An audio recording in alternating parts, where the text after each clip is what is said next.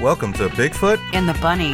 This is a couple's journey into the mysterious, the unknown, and the paranormal. I'm your host, Chris Carr. And I'm your host, Kristen Johnson. Together we are Bigfoot and the Bunny.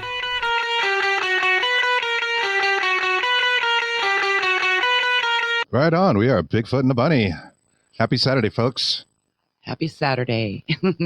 He's Chris Carr, and I'm Kristen Johnson. That's right. We're hosts of the Bigfoot and the Bunny, which you may already know. Right. We've had a pretty interesting week. I know we wanted to give a couple of shout-outs before we get on with the show. Absolutely. I'm just going to get up to the camera for a second. A friend of ours, Bridget Honings, she owns Mystical Creations by Bridget on Facebook. Please go and visit her. I'm going to show you what she does. She is very talented. Really beautiful crystals. I've got another one that I'm going to take out next week as well. But all right. And where did you get those crystals besides from Bridget? From you. Thank you for my birthday. That's right. Last week was Kristen's birthday. And we also wanted to give a shout out to Michelle Freed and her remote viewing classes that we enjoy so much. Michelle, if you're interested in remote viewing, it's going to be a guest on our show in a couple of weeks. Can be found at www.butterflyeffectscenter.com. So do check that out. Found it very helpful and very, very interesting. The other thing we wanted to cover real quick was last week's show on Kristen's birthday. We had our friend Nathaniel J. Gillis on, who recommended this giant Bible of UFOs Beyond UFOs to us, which is actually an amazing book. Thank you. Thank you, Nathaniel. Appreciate it. Thank I'm going to get to you. that. And what we noticed when we played the video back, as usual, we had some kind of technical difficulties getting the show rolling and had to start it twice. As always. However, I just saw something fly across the screen. I don't know what that was. Yeah. Glad I didn't see it this time. We actually had what we think is an electronic voice phenomena appearing throughout the video. And this is just a couple of clips. We're working on clipping them all because there's some other voice in there and we're trying to debunk it. They're all swearing at us. We can't figure out why. They were kind of swearing at us. So they may hear a bad word here, but just to let you know, our setup allows us to take every mic. So the three mics go through a soundboard that's over here. You don't see. And they're all individually recorded. And none of these EVP like voices appeared on those tracks. They only appear in the Melon stream itself. So, I mean, there's a possibility of the Wi-Fi, some kind of crossover there, something within Melon that was doing this. But based on the words that seem to be said, it seems unlikely. So I'm just going to play that 3 short clips real fast. I'm excited. Yeah, S-47 flies somewhere around like 40,000 feet and things. Me too, dude. Things I researched. This. Yeah, not the best language there, but if you can make that out, follow Bigfoot and the Bunny. We're going to post some more and give you some translations. But we'd like to get to our guest who is coming to us from Australia, where it is like 6 a.m. tomorrow from where we are in the eastern seaboard of the U.S. His name is Damien Nott. He was born in Sydney, Australia, and grew up in the western suburbs of Sydney, where he currently resides. His story came to public attention in 2012 after contacting a UFO research organization in an attempt to find answers to his repeated experience with UFO phenomena. He became and continues to be an avid researcher focusing on that subject. He has appeared in episodes of Ancient Aliens, the documentary Beyond the Spectrum, and he starred in Australian Skies. And that's Australian, like an alien, which is a really cool name. Yeah, I like that. He's got 2 new films coming out, Haunted Skies and Fractured Realities. Will be out this spring and this summer. And let me bring him on. Welcome. Hey Damien, what are you doing? Hey, well, thanks. Good for a Sunday morning at this hour. Yeah, I was just mentioning that it's actually 6 o'clock in your time. tomorrow from our point of view. Yeah. Being in Eastern Yeah. U.S. Eastern time. So we A really beautiful appreciate hour of Sunday to be up. Yeah. Sorry. We appreciate you come on and doing this with us. Thanks for having me on, guys. Thank you so much. Being You're thoroughly. You're Appreciate very it. welcome. Thank you, man. How are you doing? And let me I'm sorry, I'm just flipping around some things over here. You've had a lot of UFO experiences, obviously, and I know I'd like you to talk to us about them and how they started. I do have some really interesting pictures. Looks like burns, and I'm wondering how these experiences have defined you as a human being. Well, I started witnessing UFOs when I was 9 years old, and then it was a red ball of light. It followed me down the road. It was mimicking my movements, and it sort of got me interested in the phenomenon a little bit. And the reaction to, from my mother to what I told her when I got home, from what I saw, she said it was an aeroplane. So, even at the age of 9, I kind of knew it wasn't an aeroplane. It was something, amazing, something different, but kind of swept it to the background a little bit. And then when I was 12, I had another sighting of another red ball was coming down from the sky, and I was camping with my stepbrothers at the time, and we just looking up, and then this ball was getting bigger and bigger, and I was saying, this is what I saw, this is what I just saw a couple of years ago, to them. And all of a sudden a blue ball of light just appeared out of nowhere in the sky and started chasing this other red ball of light around. For about 15 minutes. It was witnessed by myself, my brothers, my father, and also a green ball of light appeared and started chasing the red ball of light as well for a good amount of time. It was a really long sighting as far as UFO sightings go. So that kind of cemented my interest more so in the phenomenon. So I would go to the school library, read as much about it as I could, just trying to find answers. And, I'd any book that I could get my hands on from anyone, I'd try and find out about and try and do some research into it, what it was that I saw. And sporadically over my life, I had a few sightings, maybe about 10, 15, up until the age of, I think, 30, about 32 years old. And then I moved up to a place called Dunedoo 9 years ago, and that's in the central west tablelands of New South Wales. It's pretty country, population of about 750 people, very small town. And on the second night that I was here, I actually witnessed a bright white ball of light down so low it was actually moving across the rooftop of the neighbour's house behind us, and it was slightly illuminating the tiles underneath it, which was incredible. And it was heading towards once every month we have cattle auctions in town, and all the cattle are there overnight, and the next day they have the auction and everything. And so it was moving towards them, and they kind of like just disappeared. And then within about 30 seconds, all the cattle started going crazy. All the animals, the dogs in town started going absolutely crazy. Like it was just a big cacophony of noise, just, at 11:30 p.m. at night kind of thing. And this is a town where everyone's asleep. There's hardly any street lights. And it's actually known, this whole area is known as the astronomy capital of Australia, because the sky is just, it pops out and you can see the whole Milky Way and everything. It's quite beautiful. And this whole area, all the towns around, a similar kind of thing. It's the world's biggest solar system drive. So every town represents a planet in the solar system.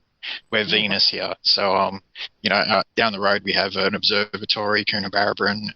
So there's astronomers, this is the perfect place to see the sky. And after I started witnessing it again and started seeing more, I started buying cameras, trying to film these things finally, and I started capturing them. White balls of light cruising through the sky, changing direction, doing all sorts of very strange things. All different colored balls of light, strange craft with lights around the perimeter, weird things, stuff that would turn our batteries off. One battery after another would drain, and I'd have multiple people in the yard with me witnessing this phenomenon, and everyone's experiencing the same thing. So I was draining every person's battery. This has happened time and time again. So That's I really invited it. Yeah. Yeah, I invited a team up here, and they started seeing it as well. And every investigator who came into town started seeing the UFOs straight away with me. And so I just went from there. Yeah. Wow. It's interesting with the batteries draining because, that's such a common thing in paranormal phenomena. As well. Poltergeist. Yeah. Somewhat Well, like exactly. Well, this is why I'm working on haunted skies at the moment, and because I've experienced paranormal phenomenon alongside UFO phenomenon, and I'm beginning to think after 33 years of looking into it that they're one and the same, if not, they're coming from the same place, quite possibly, because I've come up with 28 different points that show connections, very strange connections, some scientific, some coincidental possibly, but there's some very strange connections between the two phenomena. And, there is. We agree. There's something going on. Yeah, something very strange. Even with the Bigfoot phenomenon as well. Balls of light witnessed and strange feelings, and people acting not normal. It's like something's in the air. So when you're seeing lights in the sky, normally in the town below, you're also having strange phenomenon occurring in the home. And this home that I'm in now, is my grandparents died here. And just after my grandmother's funeral, my auntie came back to the house, and she walked in and she actually saw my grandmother, who had just been buried, sitting in front of the sink on a chair, which she always sat in for years because she was unwell, and she had fluid in her legs, and her legs had swollen up, so she couldn't move very much. So she'd always sit in this chair in front of the sink. And my auntie opened the door and saw her sitting there in the seat, just staring like straight through my auntie, just staring at it. And then all of a sudden she just evaporates or just disappears right in front of my auntie. And these are hard country folk, farmers who don't mess around. They've seen the UFOs on their properties, and they just say, oh yeah, balls of light or the lights, whatever. It's not a big thing to them. They're used to it. But, when you got out of towners coming in, and now like over the past probably decades, since people realised that there's a lot of phenomena taking place in this town. We've had people from around the world come here, all over Australia. People hire buses and come here, and it's kind of like a paranormal, visit kind of stopover place for people now. So yeah, a lot of people have seen the UFOs here. So over the last decade, wherever I've lived, wherever I've gone, I've had about now just under 200 people witness the phenomenon. So it's pretty What do the townspeople think? Are they religious in any way? What do they attribute it to, or do they take it as? It depends on the person, really. Everyone takes it a different way. I went to Catholic schools. I was taught by brothers, very strict schools, and but I started not rebelling, but I started questioning everything when I was younger, because I'd asked the brothers who would teach me, what were the balls of light that I saw? Are they God? Is that God? What's going on? And they could never give me an answer. They would always either put me on detention, kept being naughty, kick me out of class, make me go sit outside the principal's office till the end of class, stuff like that. So kind of like poked my head, sort of stoked the fire in me more, trying to find out what's going on, an answer to this. If we're the only beings in the world or in the universe or whatever, like they used to teach us, then or the center of God's creation, then what are these other things? No one could answer that for me, So it sort of stoked my fire a bit, and I wanted to find out the answer. So still, after 33 years, though, I don't know the full answer. I don't think I ever will. But the journey, and it's magical. It's pretty special. You've got to love the journey. Absolutely, you got to love it. It's an interesting business. We're all in. It really is, and very enlightening. Yeah. I was going to ask you, when you saw these lights every time, how did you feel inside? How did it make you feel? Was it like a good feeling, or did you feel like you were threatened, or? Sometimes there's a sense of trepidation.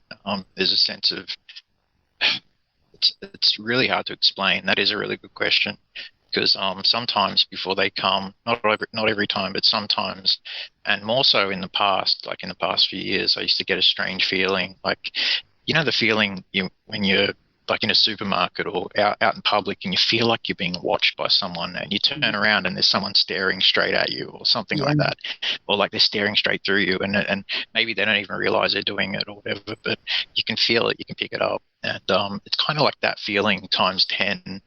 Sometimes it's milder, but it's almost like you're being watched. It's a bit of anxiety, I guess, goes along with it sometimes. I don't get that as much nowadays, thankfully. But nearly every single, I've done about 60 talks around Australia, conferences, paranormal conferences, all that sort of stuff, and nearly every single conference that I've driven to or gone to, with whoever I was with at the time, we've seen UFOs on the way there, either just before we've left home or when we get back, or even above the conference building afterwards or during, or it's really, really bizarre. And I've been now involved in, I think, 5 different documentaries, and 4 out of the 5 documentaries, UFOs have actually appeared during the making of the documentary, which is very strange. And I think that's happened before, so it's quite rare. So I feel pretty lucky in that respect.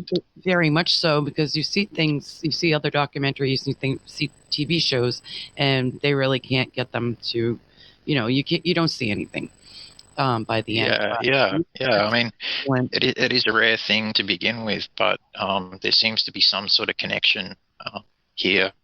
And I mean, the high strangeness part of it as well is very, very unusual, because there'll be times when, like for instance, talking with you guys now, at the end of this interview, I'll probably go outside, look up at one spot in the sky, and something will flash or appear, and this has happened literally tens of dozens of times after podcasts and interviews and stuff like that.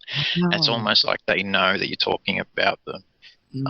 Just one instance in particular, I was filming a documentary with Rob Freeman up in the Gold Coast, a Canadian documentary maker, and I just finished a 4-hour presentation in front of like 1,000 people in this room, and I was kind of exhausted, but I went outside on this balcony, and we were 7 stories up at the Hyatt in the Gold Coast, and all of a sudden, they were going to interview me, and we did the interview, and there's about 15 people out on this big balcony, and Rob has got a big rig full of cameras lined up all next to each other, and he had a $70,000 thermal camera, like a military grade kind of thing, and I'd never seen through a thermal camera at that stage. It's just like 5 years ago.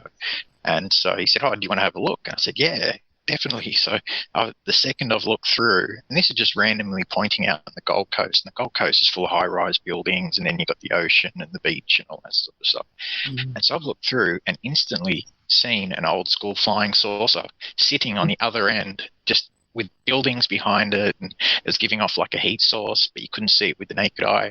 And it was very long. It was different than the flying saucers you see, in history and all that sort of stuff. It was had a longer side with rounded edges, perfectly rounded, perfectly flat bottom, but with a tiny little dome at the top. Tiny, I mean, really small.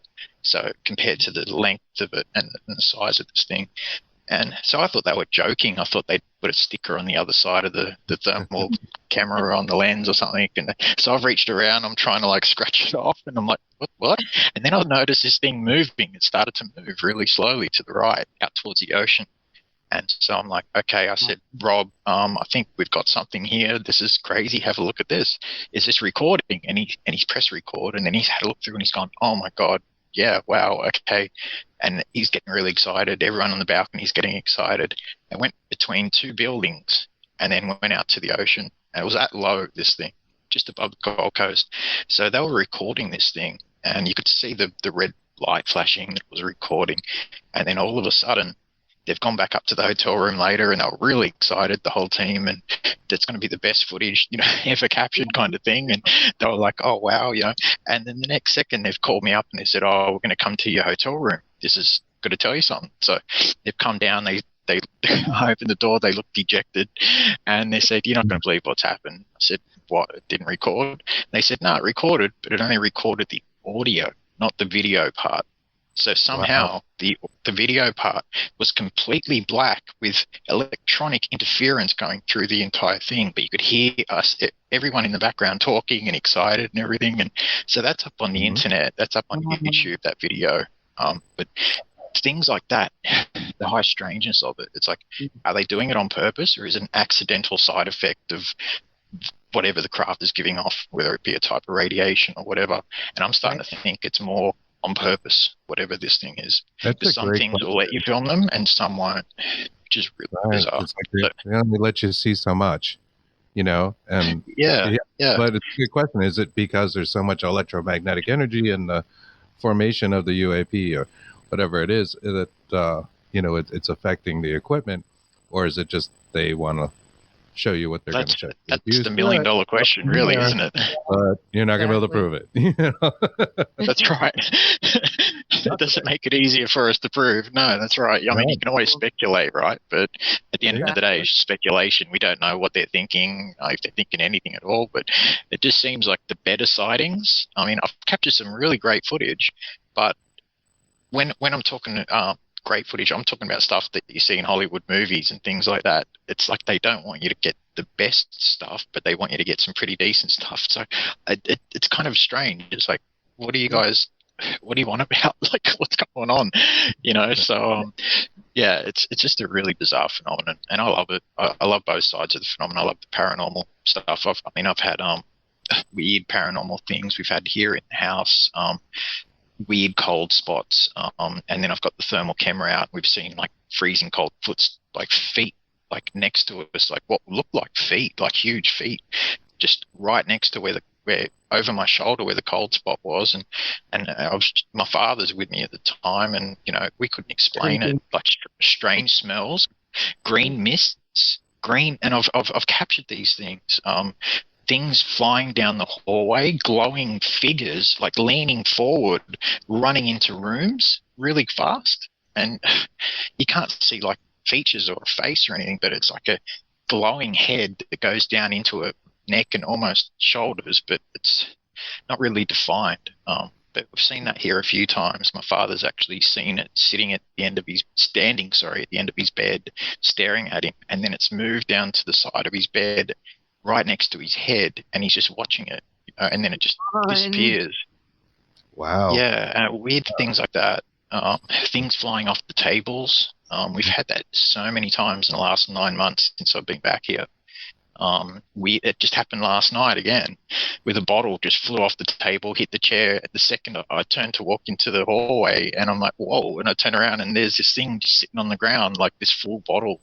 There's no explanation of how it could have flown off the table and done that, so I mean, That's it really just makes you wonder, really. I think it's awesome now that the UFO community and the paranormal community, which always historically were so separate from each other, seem to be conjoining, and the newest information and the newest people that I've talked to just seem to say, these things are more or less one and the same. When you think about it, you can go back to Close Encounters of the Third Kind, right? The Steven Spielberg movie. And there's all kinds of haunted phenomena occurring when the aliens are around. It's, and I guess he based that on a bunch of different, actual sightings, that there would be poltergeist activity. And that's what it sounds like. Sounds like poltergeist. Yeah. In your house. Right. Poltergeist activity, it's all the same. Yes.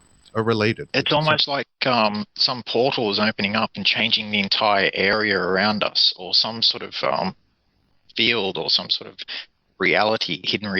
hidden dimension opens up. And I've tried to find out if that has anything to do with the sun, them being seen a lot, with the magnetic fields weakening, but no, it doesn't seem to follow any pattern or purpose or rhyme or reason. There are a lot of connections. But some of them are very loose. The way I see it is, if you ask a ghost hunter who sees a ball of light in a home, he'll say it's a ghost. If you ask a farmer, who sees a ball of light on his property hovering just above the ground or whatever, he'll say it's a min light. That's what we call mystery lights here in Australia, like your brown mountain lights and whatnot. If you ask a ufologist who sees a ball of light in the sky, he'll say it's a UFO. But the reality is, I believe firmly that they all have the same characteristics.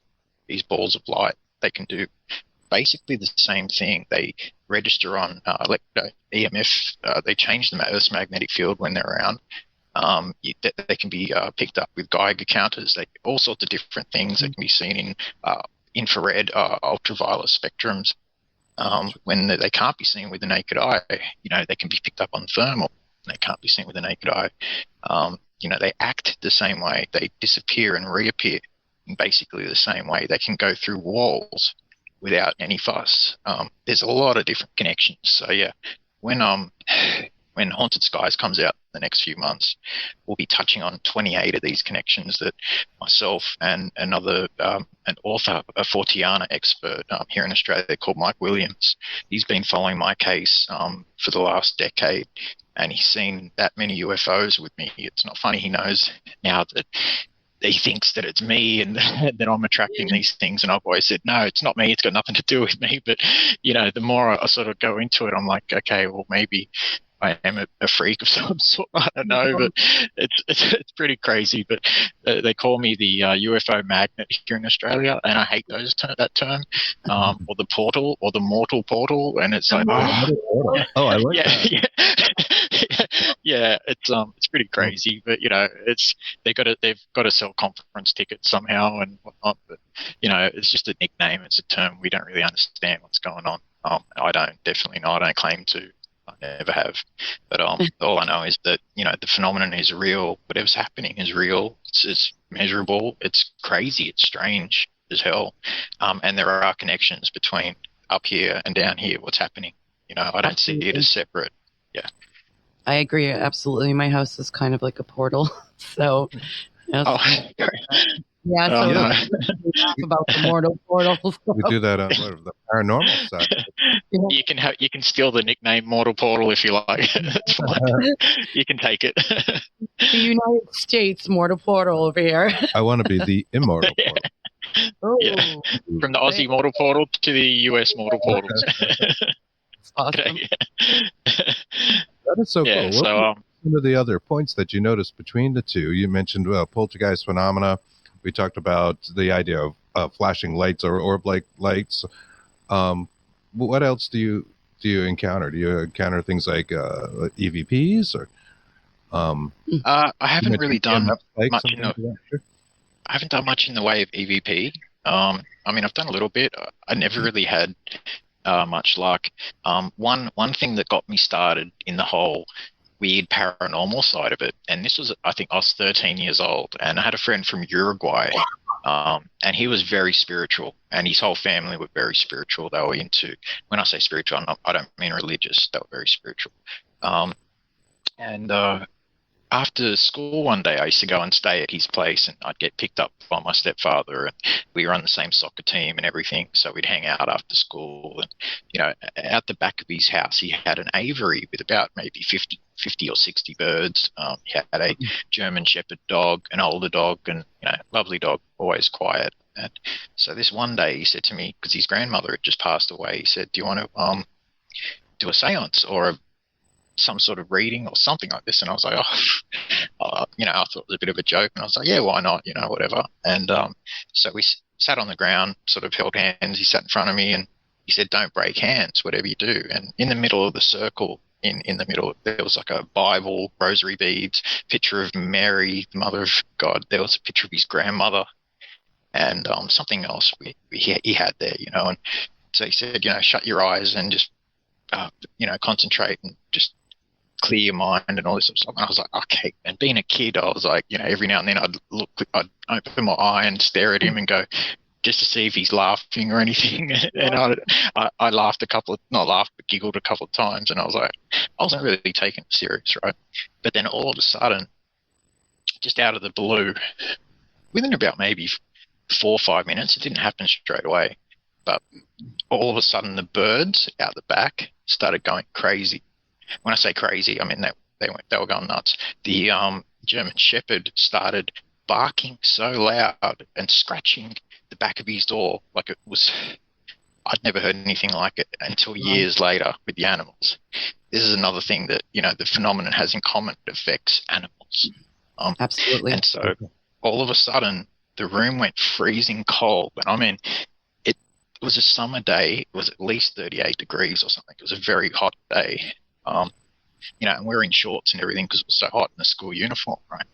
And while the animals are going crazy, the coldness is hit and everything, and he said, "Don't break hands again" to me. And I'm like, okay. I started freaking out because I'm like, okay, this is a bit weird.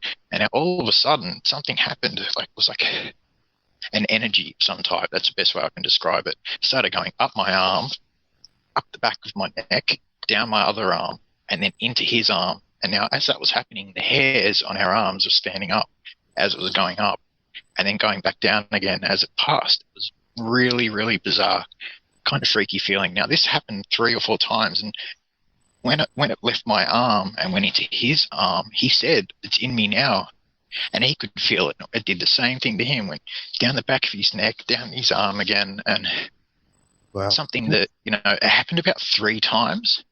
And the whole time the dogs are going crazy, and the room was freezing cold. It was really bizarre. And the next second, and one of the weirdest things about this experience was there was a fly out of nowhere, just started buzzing right above us, above the circle. When I say circle, I mean him and I sort of sitting down, and the Bible in the middle, and so started buzzing around, and then all of a sudden, just like that, it dropped right on top of the Bible and dead. The fly dropped dead on top of the Bible, and so that was it for me. I released my hand from him, and he grabbed my hand back and said, don't you do, and so I was like, oh shit, what have I done? Kind of thing. So, and then all of a sudden, everything stopped. The room went back to the normal temperature that it was. There was a feeling in the air as well. Like, best way to describe it was like a static, a tenseness, like a heaviness that came out of nowhere and then just disappeared after I broke hands with him. And that's the best way I can describe it. The weird heaviness, the strange sensation. I felt that like maybe twice since in my life, but not as intense as that. That was pretty full on. But then all of a sudden the dogs stopped barking, the birds all stopped chirping all at once. They weren't just chirping, the birds were going crazy, like they were being attacked by a fox or, some sort of predator. And everything just went silent all of a sudden, and him and I just looked at each other and never spoke. I never went back to his house again after that. Wow. Everything went really, everything went really, really weird. We sort of drifted apart. Oh my gosh. Yeah, it was and I've never spoken to him since. And this was like many, many years ago. Excuse me, but yeah, and we were best friends up until this incident, and something really strange happened then.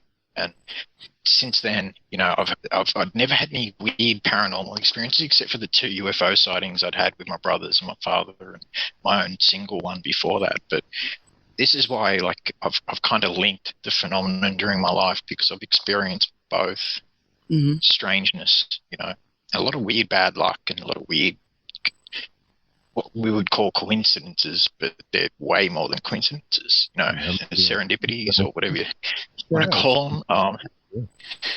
So there's been a whole bunch of things like that. So that's another little thing that sort of links the phenomenon that I've observed myself and caught on film multiple times, is how it affects animals. So that it's like they sense that a predator is around, or that something's around, and something's really affecting the air around them. Whether they can pick up on what I was feeling at the time and my friend was feeling, who knows? That's what I think's going on. So I think animals are highly attuned to changes in the magnetic fields and stuff like that. So whenever these things appear, they always seem to change the Earth's magnetic field in a localized area. So, and I mean, we picked it up multiple times on multiple EMF, tri-field meters, the old school ones, the newer ones, all sorts of things. But, magnetometers can go off, and a whole bunch of different things, I've looked into infrared photography a lot. I followed the work of Constable as well, and and Luciano Bocconi, whenever they'd get Geiger counter readings that something was strange in the air, they'd start filming, especially Bocconi, start filming the air with the infrared, around, and you'd be picking up strange blobs and strange things you couldn't see with the naked eye. And I've had a bit of luck with that myself. But, I prefer to show more so of what I can actually see with the naked eye as well. So with my camera setup, I have, a 4K camera, and then I'll have infrared, thermal. So I have a whole range all at once. So I'm able to film the same phenomenon on multiple cameras at the same time. So it kind of helps to rule out, camera anomalies with one camera. So kind of keeps the skeptics at bay a little bit if you can capture it on multiple formats, So. Sure, it's like a confirmation. Exactly. And I love the idea of using a thermal, like FLIR type camera for UFO phenomena. Yeah. I haven't really heard a lot about that. And that's really interesting that you would capture something on the thermal that didn't appear to your own eye or another camera. Yeah, exactly. And that's quite rare too. I mean, that's probably happened about 4 times with me out of, literally I've got about 300 videos of UFOs, about maybe 1,500 photos. I'm very skeptical about my own stuff. So over the years, I've kind of rubbished my own footage. It's better you doing it than other people, than skeptics and that. So, I'm very careful with what I put out there now. So, I started at 1,500 pictures, and that's not individual sightings. I'm talking a couple of the sightings, there's a couple of hundred photos of each of the sightings. So I'll take sequence shots. So I'll keep my finger down and take 3 shots per second as for the whole length of the sighting, So you've got photographs, you've got video. So yeah, that's why such the big number. But I mean, I think all up, I've probably had about 300 sightings in my life, all up of UFOs, and that's not going into the whole weird ghost kind of thing. I did do a talk at Maitland Jail, which is a haunted jail here. They do ghost tours a few years ago. And on the second day of the conference, a friend of mine was talking. I was in the back row. And there was a lady in front of me who was a psychic in the audience. And she turned around for some reason, looked at me, then looked behind me and said, "You know what you've got standing behind you, don't you?" And I said, because I've had other people tell me that I have aliens stand behind me and all this kind of stuff. And I'm like, yeah. I'm like, okay, whatever. I said, yeah. So I had a modified full spectrum camera in my lap. And so without even looking behind me, because I'm a bit of a smart ass, so I just put the camera up over my shoulder and took 2 photos behind myself. And then when I've looked at the camera, here's this figure with a head, the same things I've seen here and other times in my life, a figure standing behind me, glowing, going all the way to the ground, and just unexplainable, absolutely unexplainable in 2 pictures. And in the second photo, it's forming like a head with pointed ears that are going up, which are different color from the glowing white body. So very unusual. That's kind of very things like odd. that. Yes. Wow. Yeah. It almost looked, I guess, demonic, or I guess, for lack of a better word, it looked very strange, very unusual. So, things like that. It's the high strangeness of it. It's just pretty out there, Very much. But when someone says you've got a bunch of aliens behind you, I'm like, I don't know about that. No one can ever tell me that they're saying anything or what they're doing. They're just standing behind me, which is like boring. I know. I love that different frequencies and things to capture that. With like a full spectrum camera, you're going to be catching more of the ultraviolet frequencies and kind of the upper range that's beyond the human, perceptions. And then infrared, I think, is actually below what humans see, when you're looking at a light spectrum and you're looking in these different parts of the light spectrum for things that maybe our eyes can't see. And getting back to the animals, they also sense things, differently than human. Looks like Nancy Adarosha says animals for sure can give you a warning and this assurance that you're not witnessing this alone. That's very true, right? It's either they go wild. Absolutely. They either go wild or they go very silent, and there's nothing, no bugs, no sounds at all. Yeah, like an eeriness, absolute, like an eerie sensation, almost too quiet to be. That's the other real. way. Yeah, right? It The cricket fluctuates, stuff, right? right? The Depending behavior. yeah. they can perceive different I believe it's audio the ranges energy. than Yeah, people do. the frequency and the energy. It depends on that, I believe. Yeah, I think you're right. It's got a lot to do with it. Whenever they're coming into our plane of existence, or whatever you believe, whether it's interdimensional, ultra-dimensional, these are just human buzzwords for things we don't really understand. Exactly. Right. Possibly in the future we may, who knows? But it's going to take a lot of work, and it's going to take a lot of acceptance by the scientific community to really delve into it deeper. Absolutely. And this is part of what I'm doing. If I can get out there and do this, then surely some scientist can put his hand up and go, okay, well, I'm going to look into this and maybe something to it. As well, I'm trying to present as much evidence as possible to the general public, so that hopefully some scientific minds who people find more believable will get out there and actually look into it more, instead of just regular Joe Blows like myself. So you're doing a fantastic job. We were given some links, and we were doing some research on your work, and we were watching it last night. Yeah. You had went under, I believe. It was did a really good stuff. Yeah. I wanted to ask you about the flying pyramids that have made media lately and seem to be making some headlines in that. Have you seen any UAPs or anything? Are they like full pyramids, or are they just triangles? Or well, look, to be honest, I believe that footage is actually a bokeh effect. That's a reason, and also there's a lot of static, a lot of neutrons in the picture, which are causing the little white things to appear in different spots as well. So I mean, only because look, I've invested in my life. Probably in the last 10 years, I've delved deeply into photography on every level. I've invested in about now 62 cameras.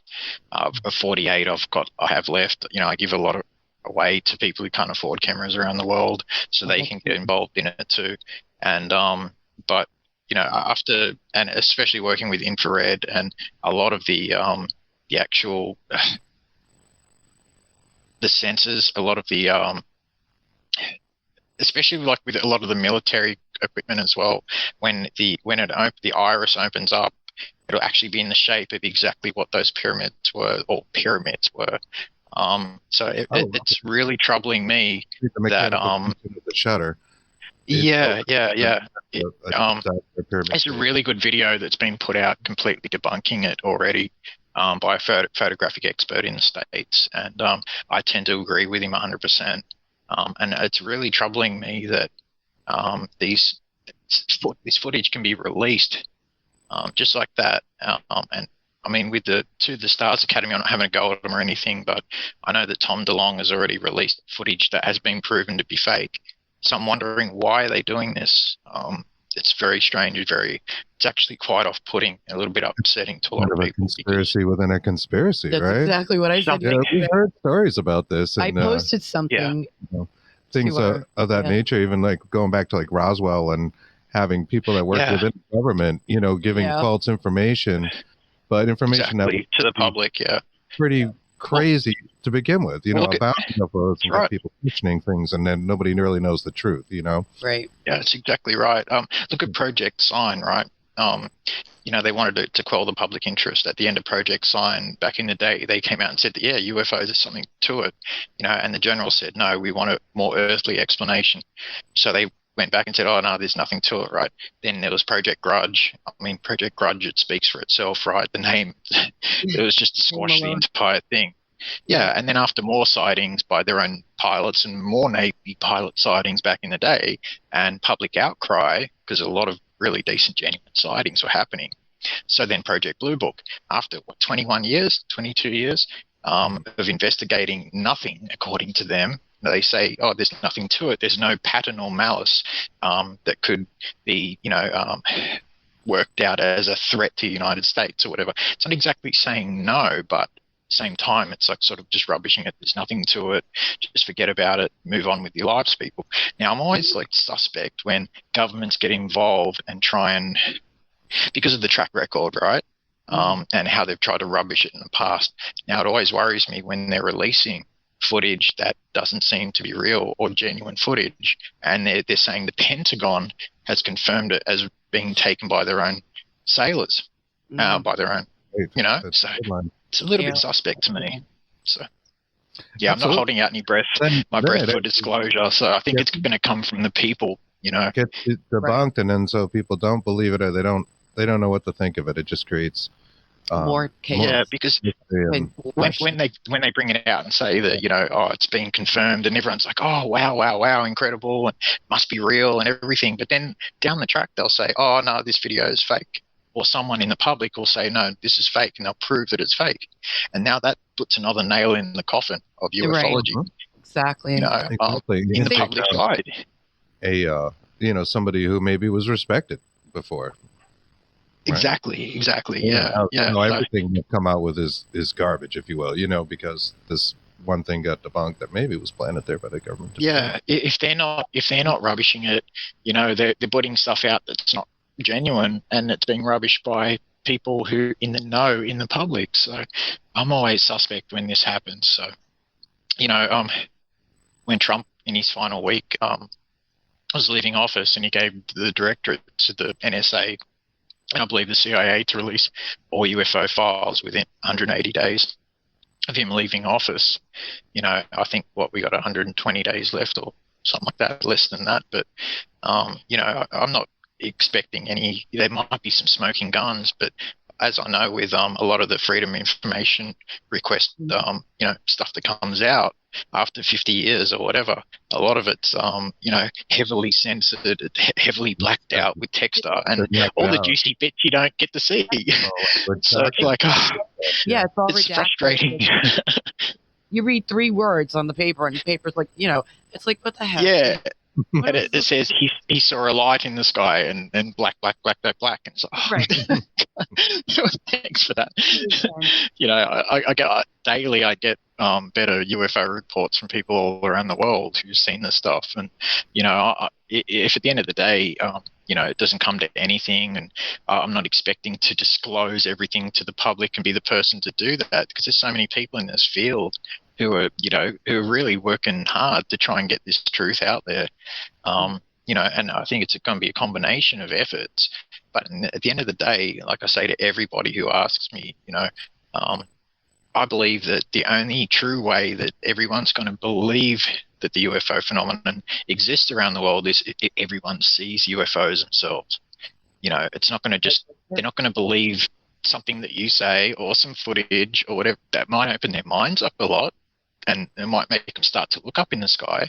And if that happens, they may see something, which is great. And that's what I'm about too. I want people looking up instead of looking down at your feet when you walk to work or whatever, you know, or looking straight ahead like everyone does. Right. Just every now and then look up. You never know what you're going to see. Like, yeah.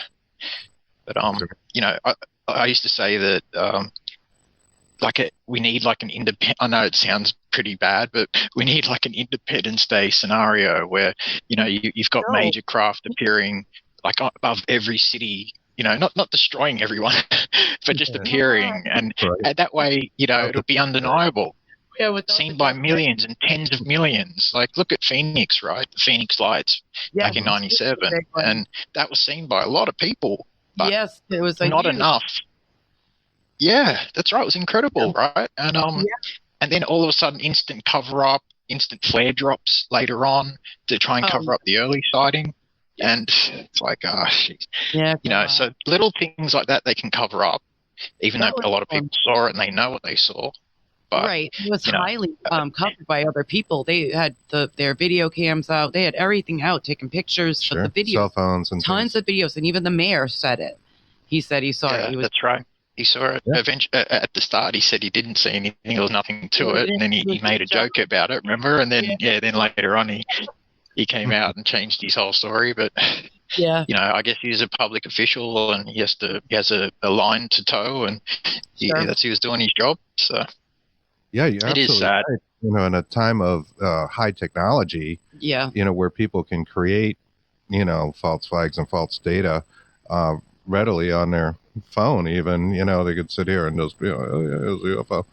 And to have, you need like a lot of people to see it simultaneously. That's exactly what you're saying, right? So you get that confirmation. Yeah, all at the same time. It will be undeniable, and that'll be it, you know. But I don't think that's going to happen. So I believe it's going to be like a slow. More and more people see it. The more people talk about it, the more open the general public will become to the topic.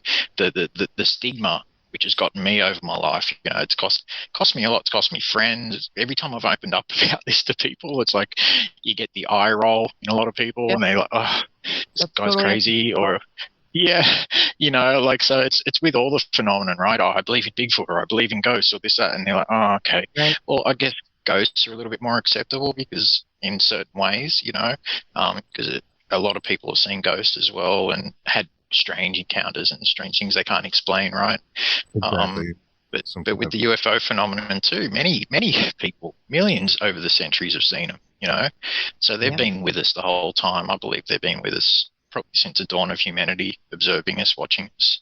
Absolutely. I agree. And there's theories that we were, some sort of creation as well as Homo sapiens, as, possibly Homo erectus and Neanderthal and Cro-Magnon and everyone else that came forward before us was possibly part of this whole experiment. And just like a scientist would do, if he's creating bacteria in a petri dish, not saying that we're bacteria or anything, but a scientist would keep an eye on the bacteria. He wouldn't go into the petri dish and live with the bacteria, but he'd keep an eye on it from afar. But every now and then he'd observe it up close. So it's almost they're acting in a way where we would act towards a life that we create if we were to create a life on this earth. Do you know that I've said that before? I've said the same thing about that. See, great minds. We're at the petri, dish, and maybe we are bacteria, just something else. Who knows? Yeah. You never know, right? Right. That might be what affecting our consciousness. Yeah, a comment, and this one I wanted to ask as well. So thank you, Nancy. Go ahead. How Nancy? I can't read it. Deresha. She asks, "How about ill effects you have after the sightings?" How about ill effects after sightings? Yeah, what do you feel like afterwards? Do you have any effects? I know we have some very interesting pictures to show as well that may be related to that. Okay, well, yeah. In the way of like negative, as in negative effects, I've had just once. I've had a negative, what you would call, I guess, a negative experience with a ball of light. A different ball of light than one I've ever seen before. It was like a purple ball of light. And that sort of affected me over the last couple of years pretty bad. It actually affected health, affected quite a few things. I lost a lot of weight. Wow. Burnt my arm through my jacket without affecting my jacket.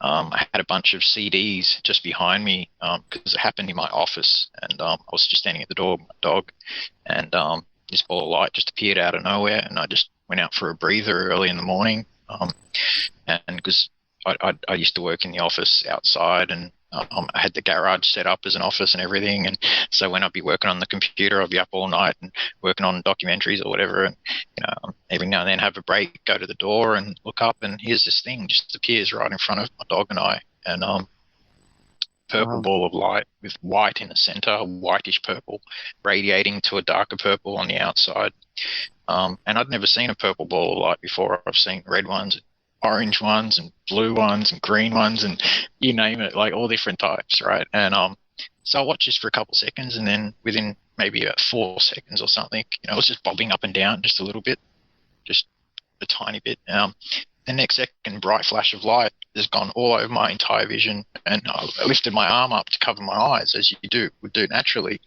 and then the following morning I woke up, went back to sleep, disappeared, and didn't think much of it. Dog and I went back in, and I just fell asleep straight away after it, with the computer still on and everything, and woke up in the morning with red patches all over my face. I was white as a ghost as well. Underneath the red patches, I looked like some weird cougar or animal or something that was sick. And then my partner at the time, I've gone in to see her and bought her in a coffee, and she's like, "Oh, you should look at yourself. Are you all right?" I'm like, "Duh, I feel a bit off, But anyway, I looked in the mirror, and I looked deathly. My eyes were kind of stuck together. The bottom row of my eyelashes was burnt right down to the skin. The top row was fine, which is really strange. And over a period of about like a week or so, like I took photographs and everything, obviously, and video and that. And after about like 3 or 4 days, my arms started to tingle, just a little bit of a tingle, no pain or anything, and it started to go red. And I was like, okay, that's a bit weird, almost like a sunburn, but not quite a sunburn. The sunburn, you'd feel it if you touch it. You know, you're a bit sore, right? But this wasn't sore. It was just tingly, like it was strange. And that was only after a few days. Anyway, so after about maybe a week and a half, it started the redness got so much worse. It started to blister. These green blisters started appearing on my arm. And then eventually it covered my entire arm.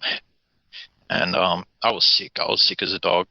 We ended up going to 7 months. We went to all different doctors. We went to specialists. We went to all sorts of professors in the end, at the Collins Institute in Sydney, at the Sydney University, and nobody could explain my arm. They couldn't explain the burns, or the so-called burns, the markings. Actually, the one skin care specialist thought I might have been up to an island north of Australia, like a rare tropical island or something, and I'd caught some rare tropical bacteria just on my arm. And that was the best excuse that all these, you know, specialists and thousands of dollars later could come up with. But then they found out. Then they found out, which is really strange, that my bones were weak and brittle, and I had signs of osteoporosis. But then that turned into what's called HO.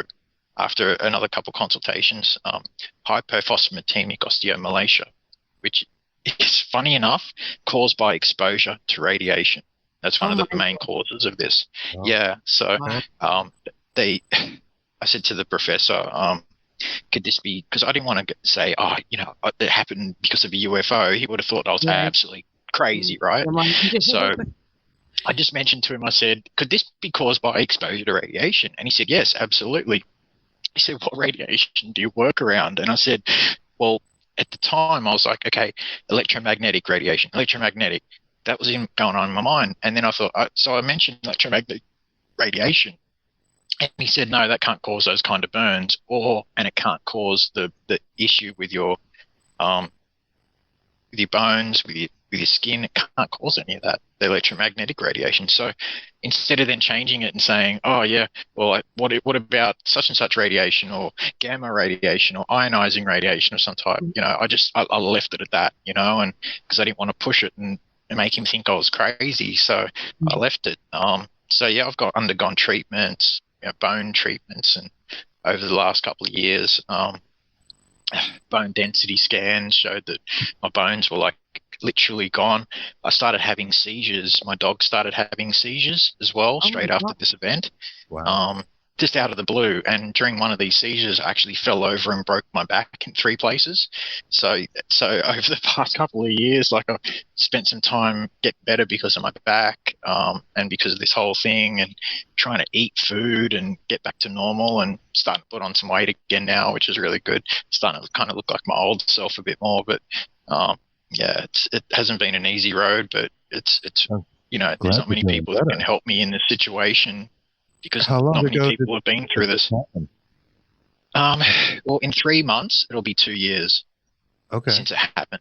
So, and then because we have a law in Australia that you can and only have a what's called a bone density scan every 2 years, because the amount of radiation that's in these scans is like something like 600 X-rays or some massive amount of X-rays in this one bone density scan. So, but the government law says only once every 2 years you're allowed to have it. So I won't find out whether I'm fully healed until I get back to and get this test done. So yeah, so it's been fun. I mean, fun's not the word, but you know, I always try and be positive. Good, that's great, because that's scary, very, very scary that one incident did that to you.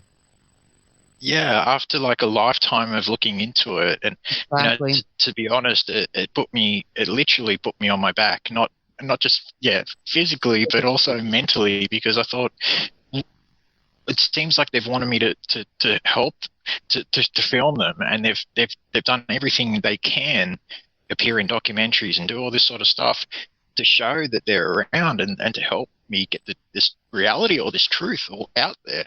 And then all of a sudden this happens. Some people have thought it might be a government thing, or who knows, but at the end of the day, I can't explain it, what happened. And I'll probably, I don't think I ever will be able to. We had put some of the pictures we had up on the screen, and the blistering and the yellow green. It's like pus. Yeah, it's horrifying.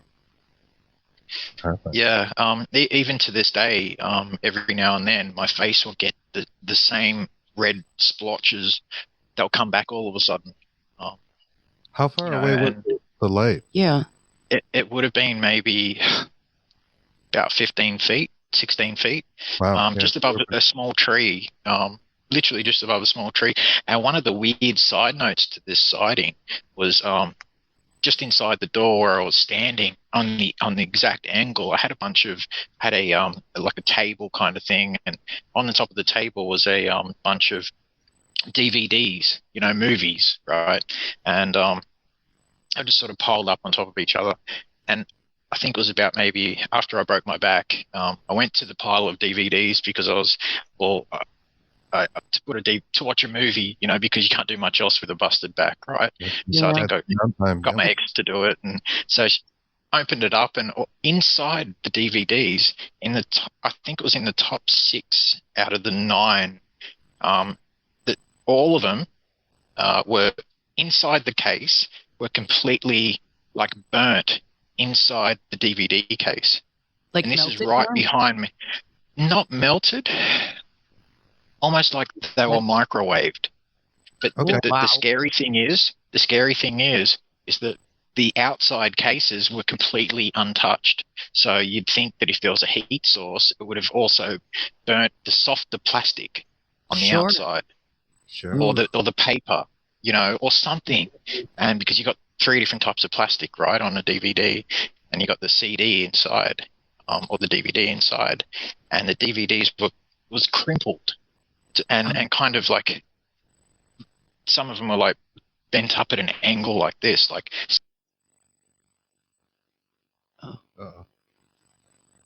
affect the outside, it affected the inside. Same as my shirt.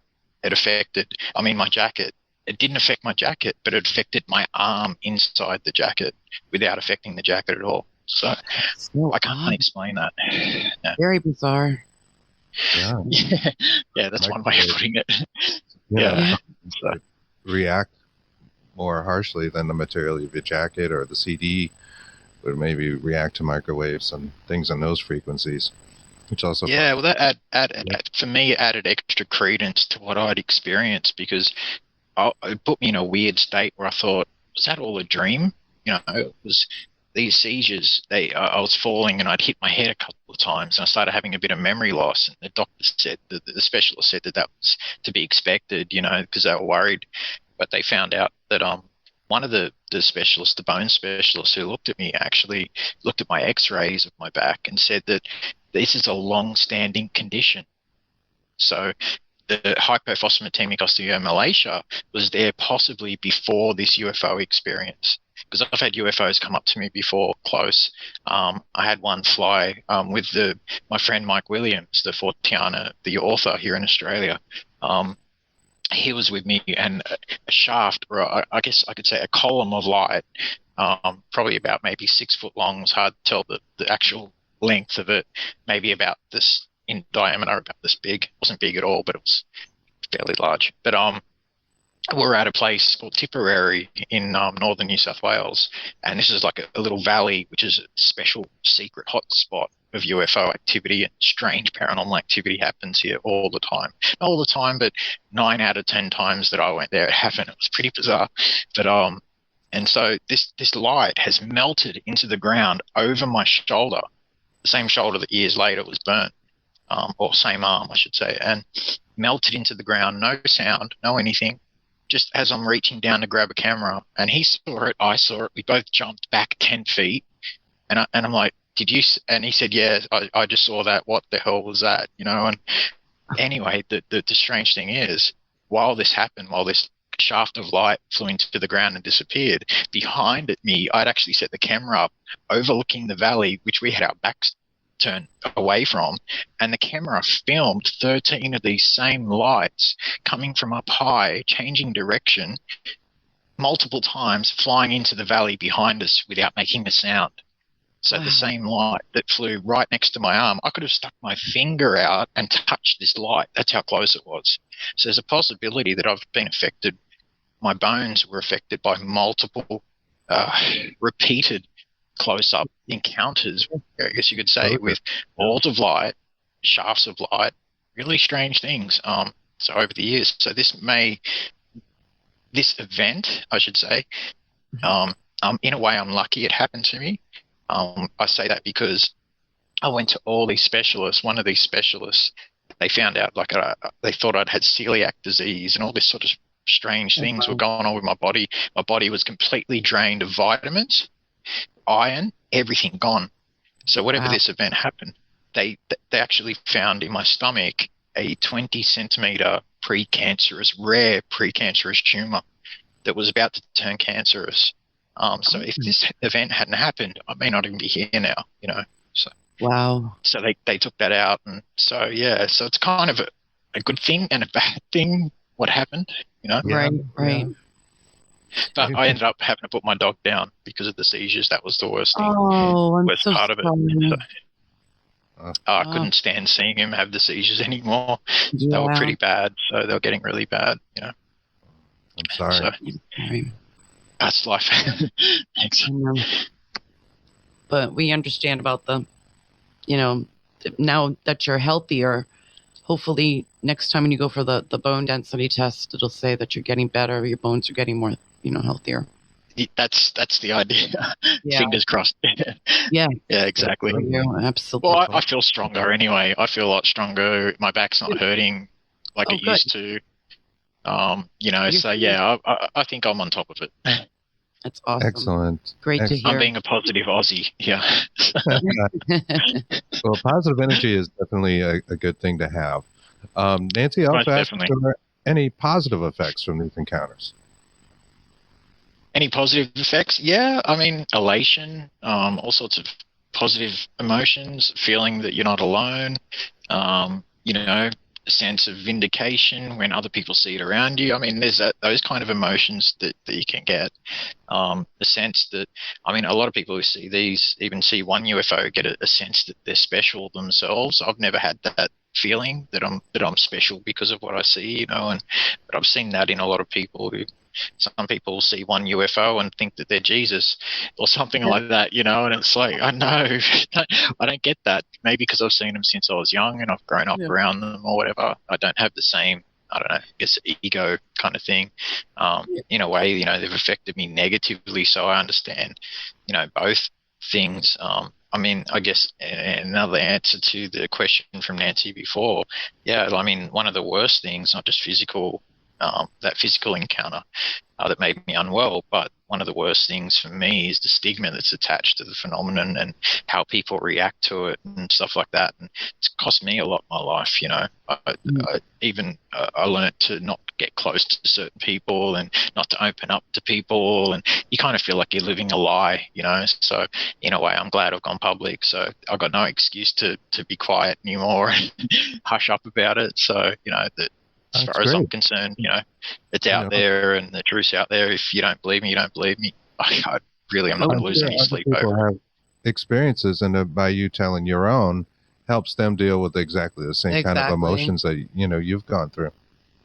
That's what I hope. And at the end of the day, if all I can do is, I get maybe about 20-something messages from people around the world every day, and for the last 9 years or so, it's been pretty mental. And a lot of people reach out to me and tell me things that they can't even tell their own family or their loved ones or anything, and their friends. And I feel, I guess, honored and privileged that people trust me enough to tell me this kind of stuff, and they always feel better after it, and I always try and help out everyone that I can. I'm a bit behind on messages at the moment, people, but give me a break. I can only do a few a day, but yeah, no, at the end of the day, all I can do is be an ear for people, someone you know, that they can open up to and speak to about what they've seen and things that have changed their own, you know, paradigm and everything and changed their lives, then Sure. I'm happy to be that person. So It's great. Sure. And You're it's very hard nice. for one's mind to even wrap around that experience, right? And you see these things, especially the first times, and then you're questioning yourself, did I really see that? Did that really happen? You know, was I dreaming, or, you know, No, was I because in some sort of, yeah, our name actually, Bigfoot and the Bunny, was actually from a UFO sighting, so that's what makes us laugh. Yeah. Oh, wow. I've never seen That's pretty cool. I was wondering about that actually. Yeah, we saw something, a big red orb. It was. Oh yeah. into the sky, and it was All I something could do was go. that was much faster than a jet, but not as fast as a shooting star. And So, it didn't. It just sailed across the sky. It wasn't anything it was a burning nice up clear in the night. atmosphere, and got a nothing like Yeah. that. Just seconds. red ball sailing across the sky. All I could say to him was, Wow. "Did you see that?" All I could do was point up and say, "Did you see that?" Tell me you saw that. Right. I had a family of rabbits living in the front Yeah. yard. I was like, oh my gosh, next thing you'll know, you'll see Bigfoot chasing a bunny. So when we were coming, I like it. That's brilliant. show those names, and I was only goofing around. I'm like, well, what about Bigfoot and the bunny? And he's like, oh my god, that's great. Yeah. And that is the story. It's stuck. So, But paranormal, You couldn't have come up with a better. Yeah, I love it. It's brilliant. For some reason, when I first saw it, I thought it was Bigfoot and the Beauty, and I'm like, oh, I now realize no, it's Bunny. Yeah. Okay, but both would have been cool anyway. But yeah, thank you. thank you. Of all the stuff I think people experience, you know, somebody who maybe, you know, sees ghosts in their house or things moving around, they start to question themselves and say, am I crazy? It's good to hear from other people that Absolutely. have had similar experiences, or they're seeing things in their front yard like we did. And just go, it helps, doesn't tell it? me Yeah, why. Yes, it does. it helps. You know, and it's just, especially like just normal people, regular folk who experience this stuff, you know. But it's not just regular folk; it's people from all walks of life who experience this. You know, from priests. I know priests who've experienced paranormal phenomenon and they keep it to themselves. Police officers, a judge, several lawyers. Everyone just keeps it to themselves. They're just scared about talking about what they've seen or experienced. And, you know, that needs to change in society. It really does. The whole stigma that's attached to it, the negativity that's attached to it needs to be lifted. Eventually it will be. It's going to be an accepted phenomenon. All of this stuff's going to be accepted eventually. Just like everything is, you know, the things that we're always finding out new things about the world itself and beneath our feet that we didn't know the day before, you know, and so science is always changing. It's always evolving. This is going to go from a fringe science into a real science fairly soon. I mean, it's going to be a pretty crazy science to try and look into, but the more we find out about physics and the more we find out about things that we thought were right, which are actually dead wrong or slightly off, or we have calculations that are different, or whatever the case is, it's going to change our whole paradigm on what we believe about everything, the world around us. And I know it has for me, for what I've experienced. So, and many, many other people too. Right. I hope it happens to many more people as well. So. Absolutely. Oddly enough, that's the idea. Yeah. At the front of the show before we brought you on, Beyond UFOs is intended to be a textbook eventually for college courses on ufology and consciousness and non-human intelligences, which, you know, we're getting that much closer, right? You know, it looks like a very big book. Yeah, it does look like a big book. The thing when our friend showed it to us, I'm like, oh my god, that thing is like biblical. Insane. You might have to spend like a year reading it, but hey, it'll be worth it, no doubt. Just hang out on the porch. Go ahead, Chris, read some to me, you know. And It looks like a bit of a dangerous weapon, actually. You could use it if someone broke into your home. Just smack them on the head. I'm not going to plug the book, but I do like that the intent is, you know, they want to. There's an association with it that's trying to get ufology in the college environment. Right. People can study these things that are well documented. You know, they absolutely, like you said, they do happen. You know, it's just an acceptance level. going to hit a certain point where enough people have seen them, and then we're going to be studying this in mainstream science. We'll be more accepting to it. Exactly. Yeah, everything will change. It just takes that tide in society, more people to see, accept, believe in the possibility. Get rid of that whole alien anal probing, thing that's turned it into a joke over the last, and Hollywood has been a big part of this. It's a big part of the scare factor with UFOs. A big part of the, like certain movies taking the so we say it in Australia, taking the piss out of the UFO phenomenon, and making a joke out of it, and this hasn't helped people. This destroys people's lives, it breaks families up. I've seen it firsthand. I've experienced it. Half my family probably think I'm absolutely crazy, and then the other half have seen them with me or experienced strange phenomenon with me, who know because they've seen it themselves that, hey, there's something to it, and hey, he's not crazy because we saw it too. So it's going to take more and more, like you said, more and more people to see it, experience it, to really accept it. And there'll be a tide that turns eventually in society where it's not going to be a laughing, joking matter anymore. It's going to be, okay, well, I'm curious, and maybe there might be something to this. And that's why we want people to think, not ridicule. Get rid of the ridicule and the stigma. Exactly. Out the door. Exactly. Cool. Very cool. Can you tell us a little bit about your upcoming documentaries that you got coming out? Yeah, sure. I've got one out already called Fractured Realities Part 1. That's already out there. I made that completely myself. It just has, a few witnesses, a lot of the footage that I've captured, a lot of people who've seen things with me and talking about their experiences, stuff like that. I'm working on Part 2 at the moment, Fractured Realities Part 2. Also one called Haunted Skies. That's going to be a Part 1, and that may even be a Part 3-part series as well. Same as Fractured Realities. But I've been in Australian Skies, Beyond the Spectrum, Beyond Being Human. That's one that hasn't come out yet. Rob Freeman's documentary, from I think it's actually, that's terrible because I forget the name of it off my head, so just forgive me. It is Sunday morning and very early, so give me a break. But it's all right. But so that's coming out in the next few months. There's actually another couple other ones as well, separate of the ones I'm working on, that are going to be including myself and also footage too, and I'll be able to speak about them more so when time goes by in the next couple of months. I'll be plugging them a little bit more, but at the moment they're still in the early phases. But yeah, I've been keeping myself busy with all that sort of stuff. So there's several documentaries coming out in the next year that I'm involved in or making directly. So I'm looking forward to that because nearly every documentary a UFO shows up in. So I'm kind of like, I'm happy. I actually did one that came out, I think 3 weeks ago now. It's up to 160,000 views. It was with a comedian here in Australia.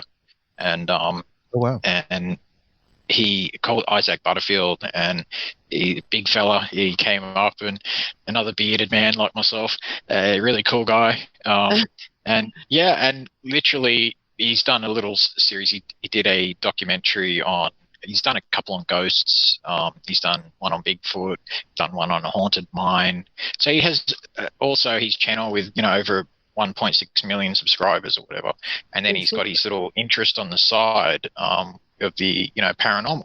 So they contacted me because he wanted to do a UFO documentary. So instead of just ghosts and Bigfoot and stuff like that. So I said, yeah, no worries. And they came up here. We had a sky watch. We did the documentary and everything. And sure enough, the UFO appeared that he witnessed and we spoke about. Unfortunately, the camera guys had their cameras on us at the time, not up in the skies.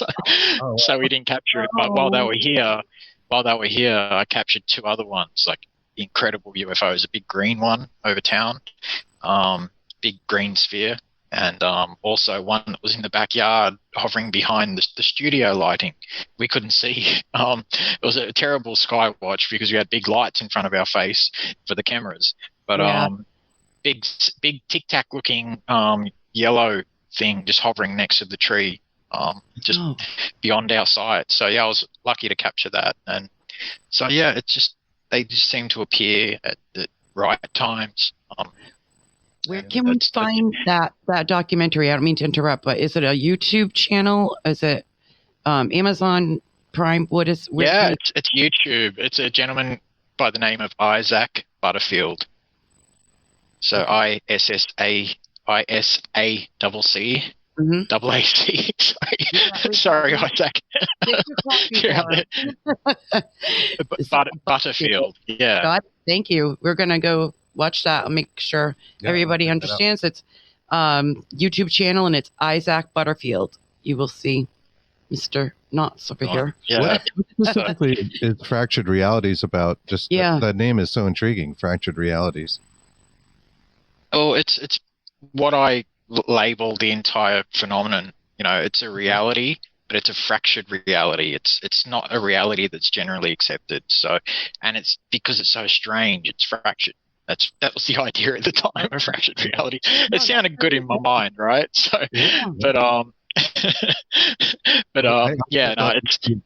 I thought it'd make a great name for a series, you know, a small series about paranormal. And so part one is just basically introducing my story, speaking, and, you know, I got an artist to do, you know, my sightings when I was a kid for me and draw them all up, and the ones with my stepbrothers and everything, and a couple other ones during my lifetime where, you know, I wasn't able to capture them or whatever, but I saw them with other people or whatever the case is.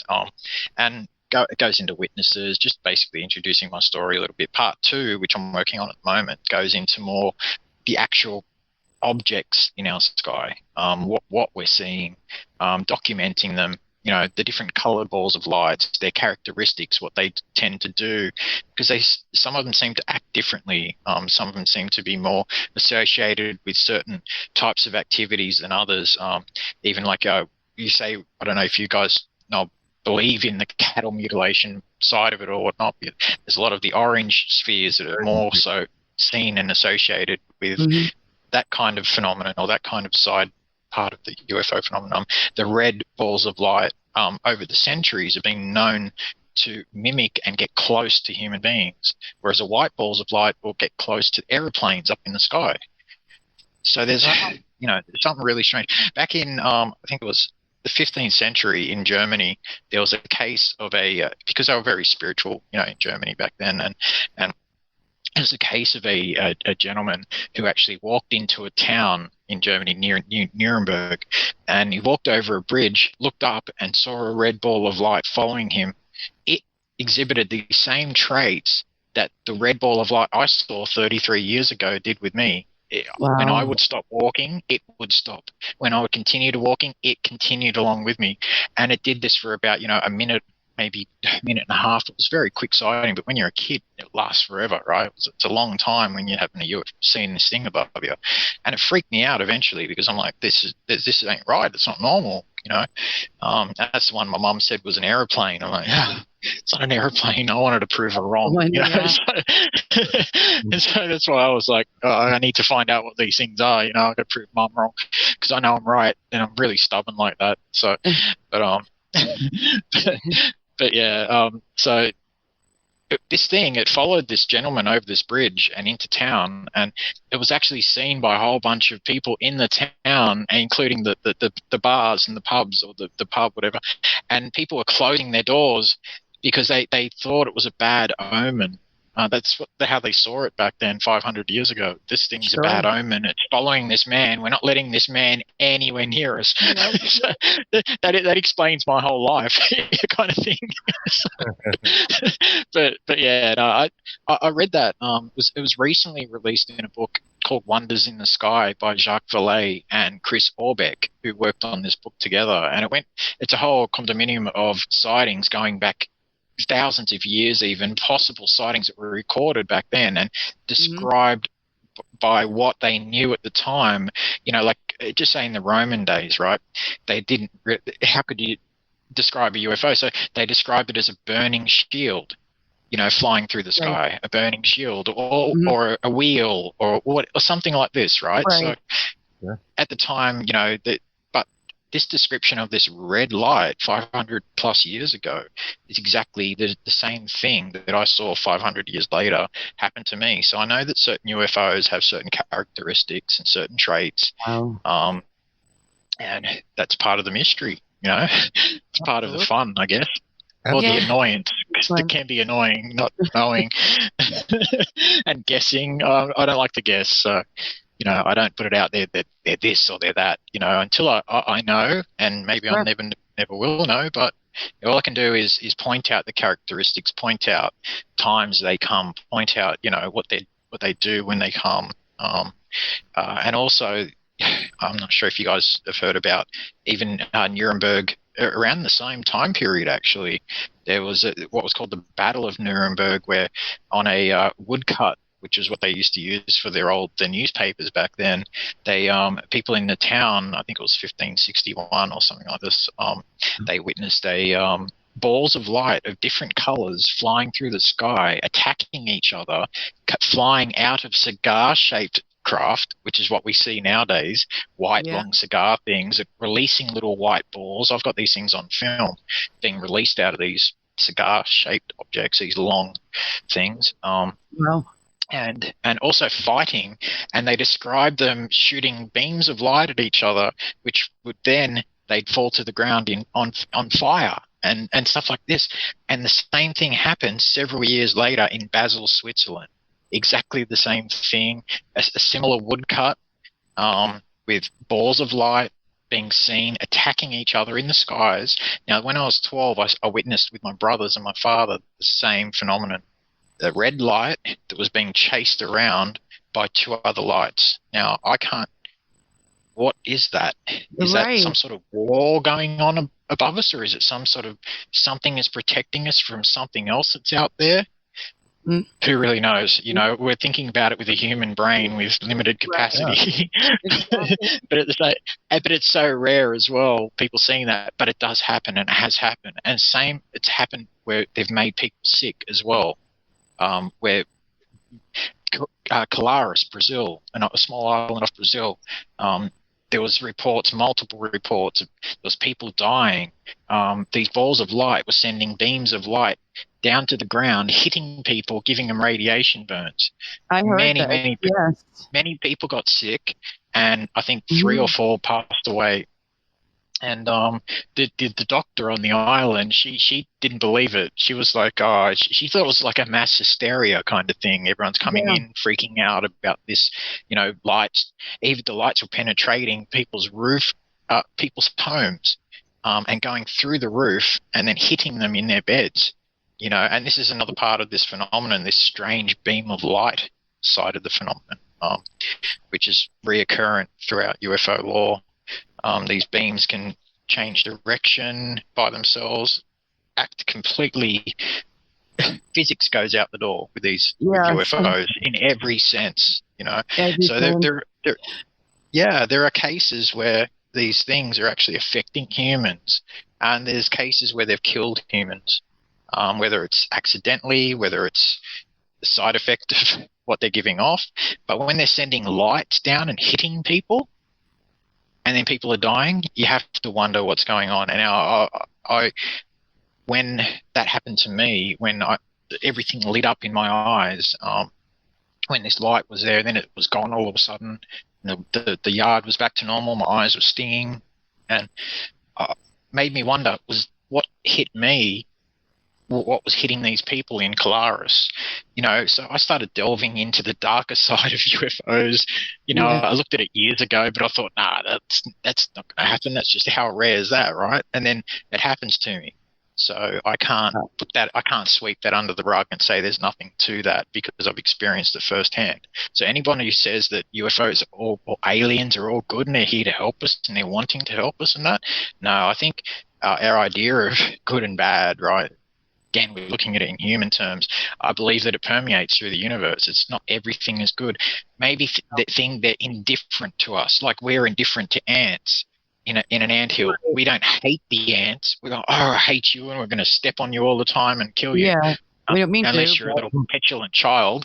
But get out the micro. The Magnifying magnifying glass. glass. Burn as many as you can. Get the tennis ball out, squash each advance. Yeah, that's. Yeah.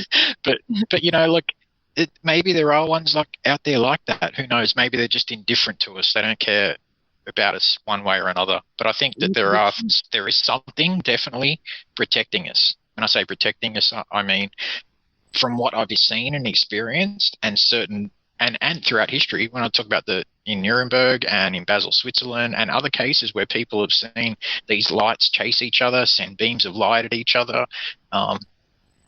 What is that? So to me, that's weird. something is protecting us or keeping a certain something away from us so that we can continue to exist. Sure. It reminds me of What is that? Yeah. I know. I think this medieval time period of paintings where things that look like UFOs would appear in these sort of religious-based paintings. Exactly. Yeah. Look like I mean, how can you explain that? Right. And they're framed within something that's like maybe a holy experience.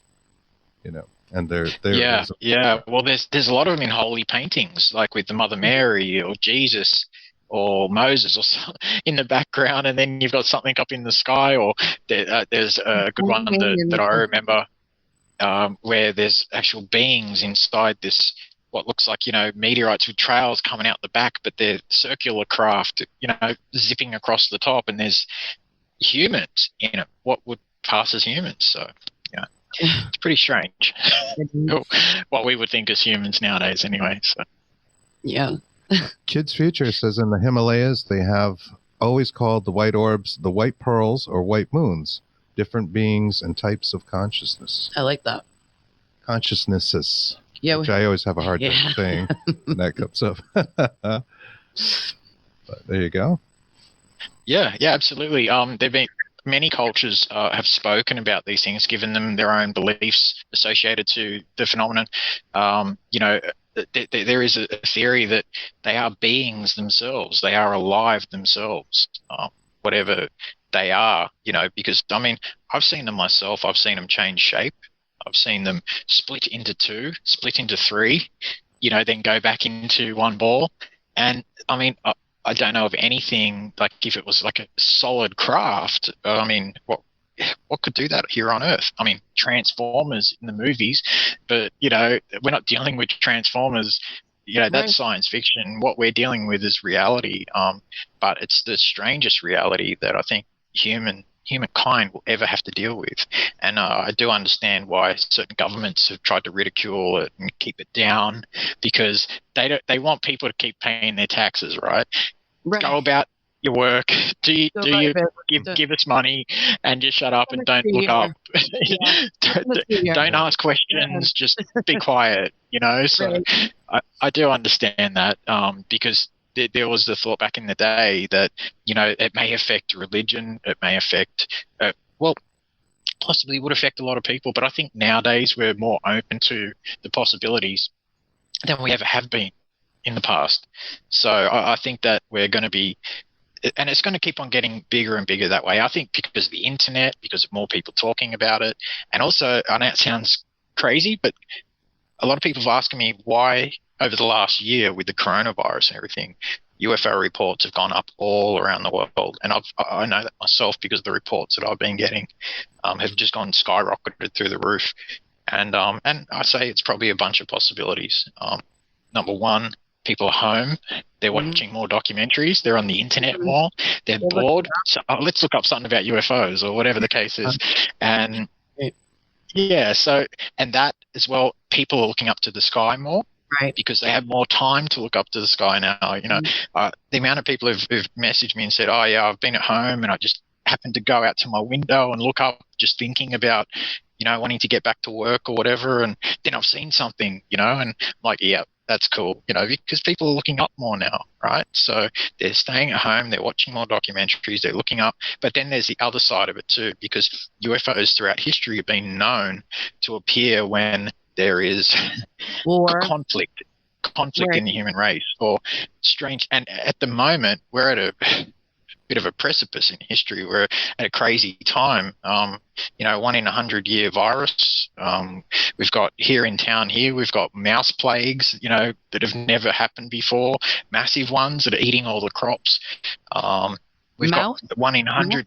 Yeah, mouse plagues, yeah. And they're coming into homes. People are capturing like 25, 30 inside their homes every day. The roads are covered in them out here. We had it about a month ago, and now it's back again with vengeance. So, yeah, it's all over the news here. It's just crazy. Yeah. And then we've got 1 in 100-year storms happening, 1 in 100-year floods happening here as well. And then you've got conflict around the world. You've got everyone's killing everyone. Even here in Sydney, gun crime's gone through the roof. Knife crime, everything. Everyone's either going crazy or bored, or this is bringing out the worst in humanity, this whole thing. Yeah, I think so. And I think at least when everyone was at work and things were kind of semi-normal, people had other things to concentrate on. You didn't hear so much about the crime that's going on at the moment, but I think everything is strange right now. I mean, I know that there was reports of lots of UFOs, balls of light seen when the Black Plague hit in Europe. During World Wars, there's lots of UFOs that are witnessed. Absolutely. I mean, lots. The Foo Fighters, and it's almost some sort of interest that they have in us. The Battle of LA, yeah. They have like a very unusual interest in what we're doing in the skies, what we're doing on the ground. There was a report by a Russian general, I think he was a 3-star general, and I think came out about a year ago, and he said that whenever they get together and they do exercises, and when I say exercises, I mean military exercises, they get together in big groups with all their vehicles and thousands of men, and they do their exercises for a week or whatever and fake a war, whatever the case is. He said that 90-something% of the time, whenever they get together to do that, they'll witness UFOs will appear above them. Wow. As if they're watching.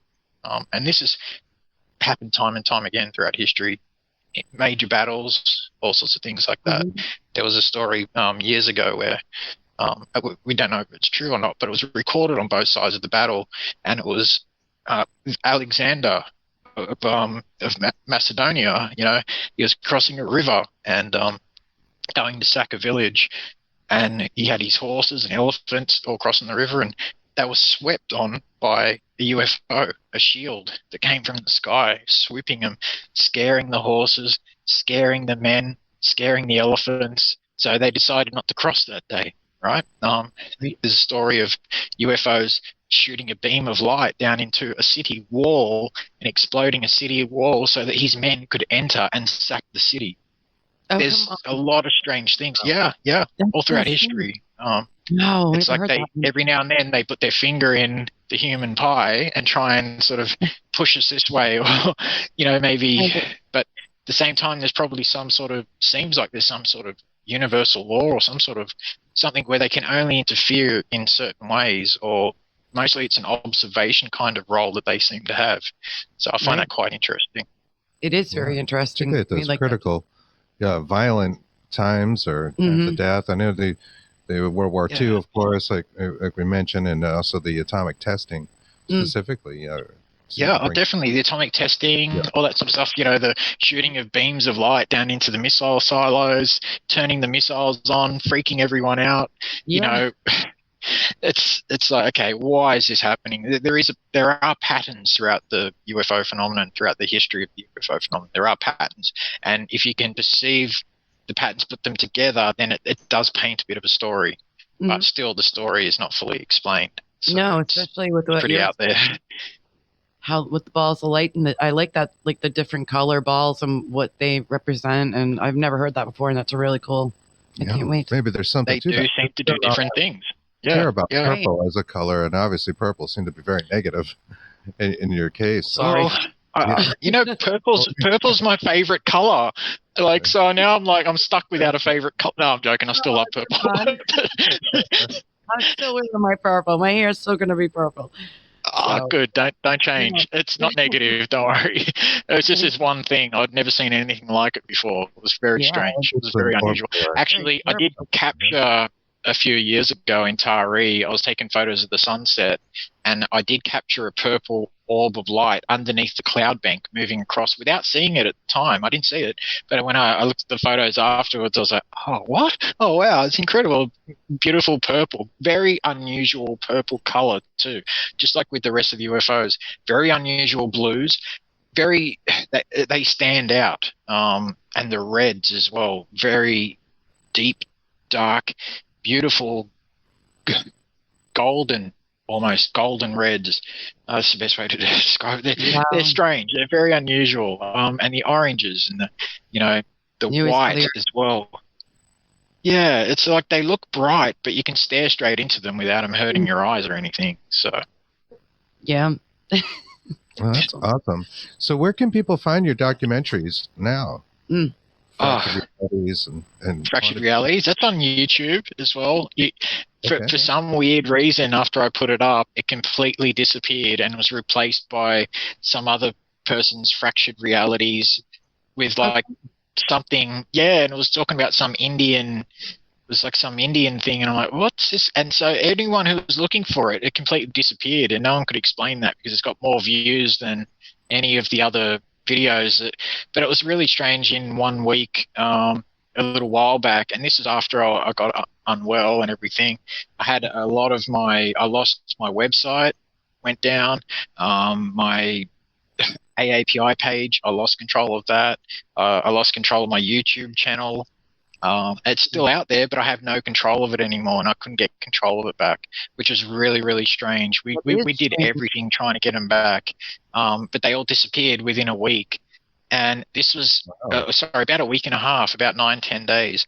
And this happened after I was contacted by Harvard Medical School, who wanted me to be involved in a study with them, and it was something to do with the human mind and people who see UFOs have some part of the brain that is lit up under MRIs, MRI scan that's not lit up in the rest of the population. So to be accepted into the study, you had to have had over 15 bona fide UFO sightings over your lifetime with witnesses to every one of them, with photo and video evidence backing that up. And you also had to have some physical effects from a UFO encounter, and so I qualified for that. But then after saying that and speaking to them via Zoom for an hour or something, and prior to this, and I was going to go get it done, I actually spoke with my doctor about it and everything, about getting an MRI, and within 10 days I lost everything. So. It's like someone didn't want. So I eventually put my hand up and said, "Nah, sorry guys, I'm backing away from this experiment on my brain. So I don't care if it's lit up or whatever. You can keep that to yourself. I won't keep my website and everything, but I've still lost that. It's all gone. Wow, so it's down. There was actually when you click on it, it'll come up with this thing saying this website has been hacked, or the SSL certificate needs to be renewed, or something like this. But it wasn't the certificate; it was something completely different. So couldn't work out what happened there. But lost everything in about a week, except for my Facebook page, and even someone tried to get into that, hack into that, but I got that back eventually. So that's great. My regular Facebook page. So my public figure page went down, everything. So So on YouTube, what can we look this up? Can everybody look this up? Or I don't know, will it still be there, or you should be able to find it. Maybe if you type in Fractured Realities UFO or something like that. How about your name? Like things will come up if you type in my name, I'm sure. I have an organization or a investigation group called AAPI, which is Australian Aerial Phenomena Investigations, and this is we received a lot of the footage and a lot of reports to because of the organization and everything, and have a lot of investigators around the world, not just here in Australia, who film UFOs and stuff like that. And in the same week that the website and everything went down, my connection with AAPI completely disappeared off Google as well. Whereas before that, you could type in AAPI and it would come up with my name and everything like that, and Damien Nott, and no, all gone. So it's whatever happened was really strange. I'm not into big government conspiracies and stuff, but I've had some really strange things happen since I've gone public. Since I've gone public, like a lot of bizarre things, you know. I think 9 years ago here, when I was here last, we had UFO group presidents here who were seeing UFOs, 9 of them in 2 nights here over the house. And there happened to be 2 reporters from the Sun Herald newspaper, which is a very respected newspaper here in Australia, with 2 respected journalists, one Tim Barlas, and you know, very credible people. And so they were staying in the bedsit down the road where, you know, this UFO group president was staying while she was up here seeing me. And they were here to visit because there was fires just outside of town at Coonabarabran near the observatory. So they were here to do a story on that. And so they stopped off in town on the way through to get some sleep. They'd driven all the way from Sydney for 4.5 hours, whatever. And sure enough, you know, they've bumped into the lady there, said, oh, there's a guy up the road and there's a lady here who's investigating a man who's seeing lots of strange things in the sky. So naturally it piqued their interest. And so when she left here, she went down and called me up and said, oh, you won't believe this, but there's 2 journalists here. And I thought, oh, this is a joke. What? She said, yeah, they want to come and meet you. And I said, is that all right? And I said, yeah, no worries. And so they came up and she came back with them, and sure enough, we're in the backyard for, you know, 5 minutes. I told them, you know, I spoke to them and told them what we were seeing, and she said what she'd seen with me the previous couple of nights and everything. And sure enough, they said, okay, do you mind if we have a bit of a sky watch with you? And I said, I guess so. Yeah, no worries. But they were tired. They wanted to go back pretty quick. It was just sky watch, i.e. look up at the sky for 2 minutes and then go home. And so, so Mariana said to me, she goes, can you get your friends to come? You know, I'm like, oh, yeah, no pressure. I've got them on a rope. I can just pull them down, you know, not a problem. And so I said, yeah, look, well, I gave it a thought. And actually, you know, because I'm a bit of a smart ass, so inside my head, I'm like, oh, well, okay, here we go. All right, well, I'll try. So I actually swept all smart ass thoughts aside and said, okay, well, guys, now would be the perfect time for you to come down. And within 5 seconds of saying that, I kid you not, in front of Mariana, in front of Tim Barlas and his photographer, 2 UFOs have come slowly over the house, playing a game of tag with each other, like a game of catch-up. One would zip ahead, and the other one would catch up to it, and then it would zip ahead more, then they'll catch up. This happened across the entire length of the sky. They watched it. They'd never seen a satellite before, being in from Sydney, let alone an actual UFO, let alone 2 UFOs at once playing a game of tag across the sky. So they asked if they could come back the following weekend after they did their story in Coonabarabran and maybe have me in the paper. And I said, oh, well, look, I don't know, maybe if we do a sky watch and maybe if we see something else, I might be in the paper. I didn't want to go public at that time.